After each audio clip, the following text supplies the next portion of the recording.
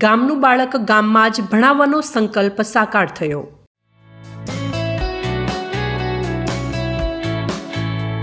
પ્રાથમિક શિક્ષણ તદ્દન મફત હોય અને સરકારશ્રીની જો આટલી સુવિધાઓ હોય તો કેમ આપણે ખાનગી શાળાઓમાં ખોટી રીતે પૈસા વેડવીએ। મારા બાળકો બે પ્રાઇવેટ શાળામાં ભણતા હતા, જે આર્થિક રીતે મને પોસાતું નહોતું। દરેકે દરેક ગામના વિદ્યાર્થીઓ એવું વાલીઓએ એવું વિચાર્યું કે આપણે કેમ આ સરકારી શાળાનો લાભ ના લઈએ।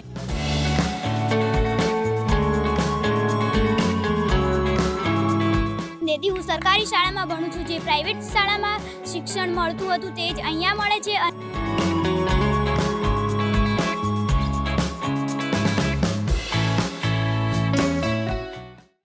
નવું સત્ર, નવી પહેલ, પ્રાઇવેટ શાળાઓ છોડી બાળકોએ ગામની સરકારી શાળામાં એડમિશન લીધું છે।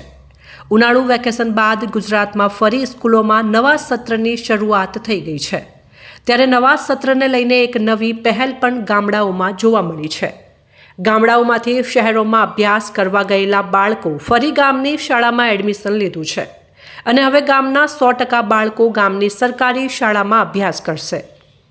આજના આધુનિક યુગમાં જ્યાં શહેરીકરણની આંધળી દોડમાં ગામડાની સંસ્કૃતિ અને પરંપરાઓ ભૂલાઈ રહી છે, તેવા સમયે પાલનપુર તાલુકાના ભાવિસણા ગામે પ્રેરણાદાયી પહેલ શરૂ કરી છે।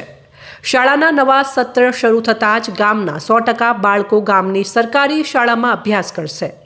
શહેરોની પ્રાઇવેટ સ્કૂલમાં મોંઘી ફી ભરીને અભ્યાસ કરતા બાળકોના પણ LC લાવીને ગામની સરકારી શાળામાં દાખલ કરવામાં આવ્યા છે અને ગામના 100% બાળકો હવે સરકારી શાળામાં આ નવા સત્રથી અભ્યાસ કરશે। ત્યારે 100% બાળકોના સરકારી શાળામાં અભ્યાસને લઈને ધારાસભ્યના અધ્યક્ષ સ્થાને ગ્રામ્ય કક્ષાનો શાળા પ્રવેશોત્સવ યોજાયો હતો।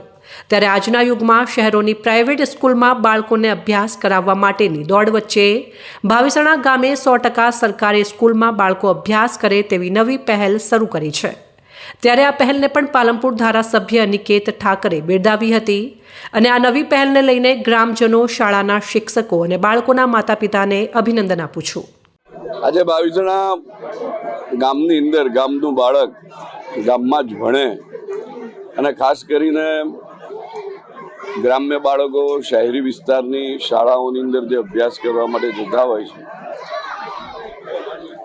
એની સામે એક વિશેષ પ્રયત્ન કરીને ભાવિસણા ગ્રામની એમની સરકારી શાળાની અંદર ગામનું બાળક ભણે અને એના માટે આખું ગામ ભેગું થઈ એક સંકલ્પ લઈ અને એ પ્રાથમિક શાળાની ભાવિસણા પ્રાથમિક શાળાની અંદર એ બાળકો અભ્યાસમાં રહે તેવા ઉત્તમ વિચાર સાથેનું આજે એમનો પ્રવેશોત્સવનો કાર્યક્રમ હતો અને આ પ્રેરણા બીજ આગામી સમયની અંદર અન્ય ગામોની અંદર પણ ફેલાશે તેવી શુભેચ્છાઓ સાથે એમને આ કાર્યક્રમની અંદર ભાગીદાર થવા માટે, એક સાક્ષી બનવા માટે હું ઉપસ્થિત રહ્યો।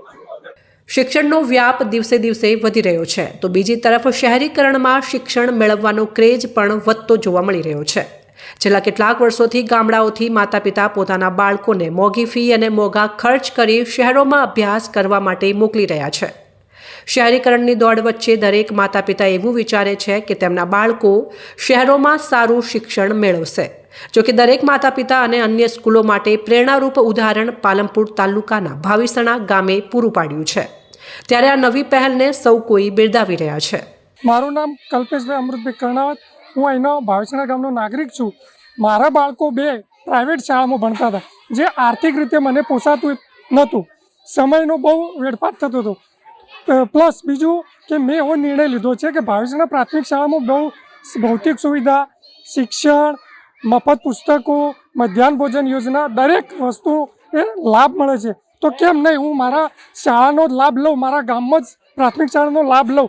તો હું પ્રાઇવેટ સ્કૂલોમાંથી બંને છોકરાઓને ઉઠાડી મારા ભાવિસણા પ્રાથમિક શાળામાં એડમિશન અપાયું છે અને મને વિશ્વાસ છે કે અહીંની શાળામાં આ બાળકો ભણી ગણીને આગળ જશે, એમનું જ્ઞાન વધશે। અહીંનો સ્ટાફ પણ એટલો એજ્યુકેટેડ છે કે એ એજ્યુકેટેડનો લાભ મારા બંને બાળકોને મળશે, જે આગળ ભવિષ્યમાં જતો એ બાળક હોશિયાર બની અને એની ઉજ્જવળ તક પણ બનાવશે। મારું નામ પટેલ મિત્તલ છે. હું અત્યારે ખેતી અને પશુપાલનનો વ્યવસાય કરું છું. હું અત્યાર સુધી મારા બાળકોને પ્રાઇવેટ શાળામાં ભણાવતી અને એક બાળક પાછળ 60,000 રૂપિયા ખર્ચો કરતી અને ખેતરમાંથી લેવા આવતી, મૂકવા આવતી, એકલી બધા હાથે એકલી જ કામ કરતી. કારણ કે મારા હસબન્ડને તો કાજુની ફેક્ટરી છે તો જતા રહેતા, એટલે હું દોડધામમાં થાકી જતા. એટલે અમે આખા દરેક ગામના વિદ્યાર્થીઓ વાલીઓએ એવું વિચાર્યું કે આપણે કેમ આ સરકારી શાળાનો લાભ ના લઈએ. એટલે પછી અમે દરેક વાલીઓ ખભેથી ખભો મિલાવી અને અમારા બાળકોને અમે અહીંયા લાવ્યા છીએ. અને અમને અમારી શાળાના ટીચરોએ પણ સપોર્ટ કર્યો કે તમારું બાળક અહીંયા લાવો, અમારી જવાબદારી છે, અમે એમને ભણાવીશું. અને તમારી સરકાર આપણને આટલી બધી સવલતો આપે છે તો આપણે એનો લાભ કેમ ના લઈએ, એમ કરી અને મારા ગામના 100% વિદ્યાર્થીઓ અમે અહીંયા લાવી ચૂક્યા છીએ. અને અમને અહીંયા વિશ્વાસ છે કે અમારા બાળકો ભણશે જ.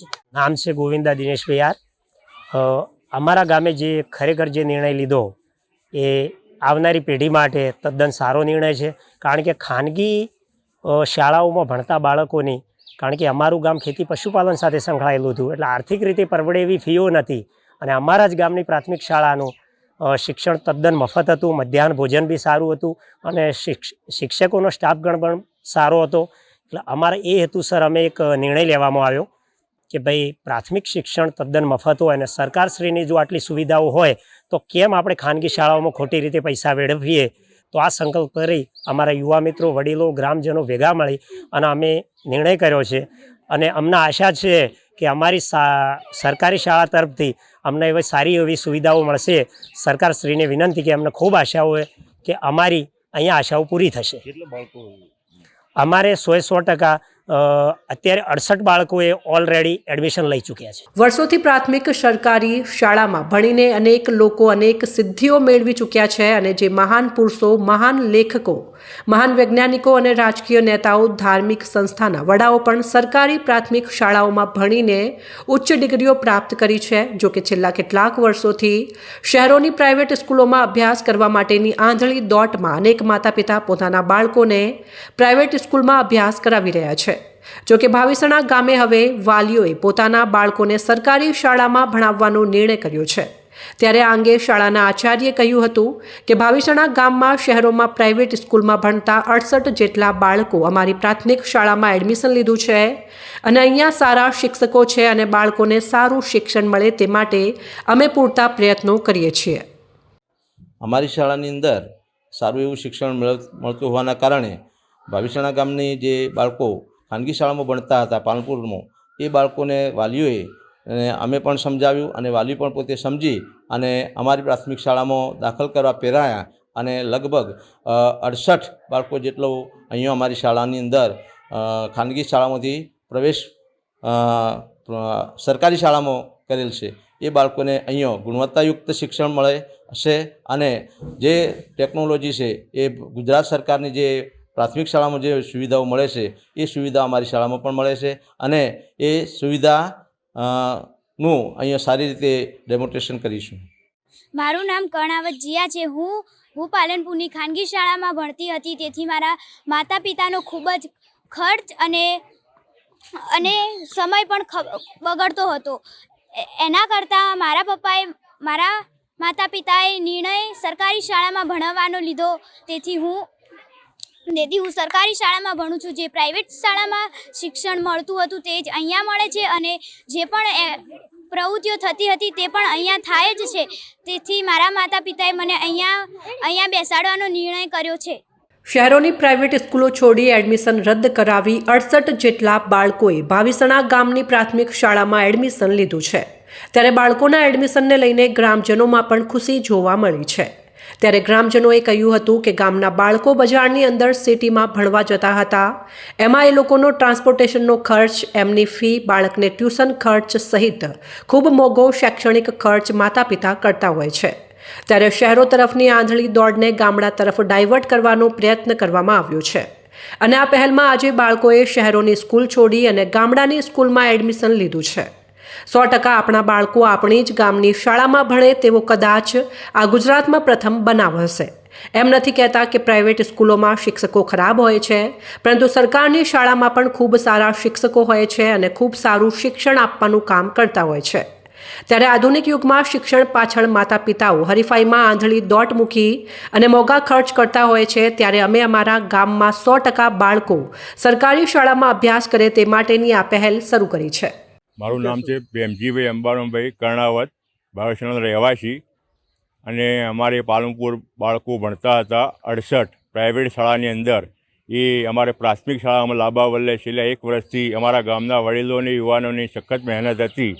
એ મહેનતને સફળતા બનાવવા બદલે અમારા ગામના ટોટલ ગામજનો, યુવાનો, ભાઈઓ અને વાલીઓએ બહુ જબરજસ્ત અમને સહકાર આપ્યો છે.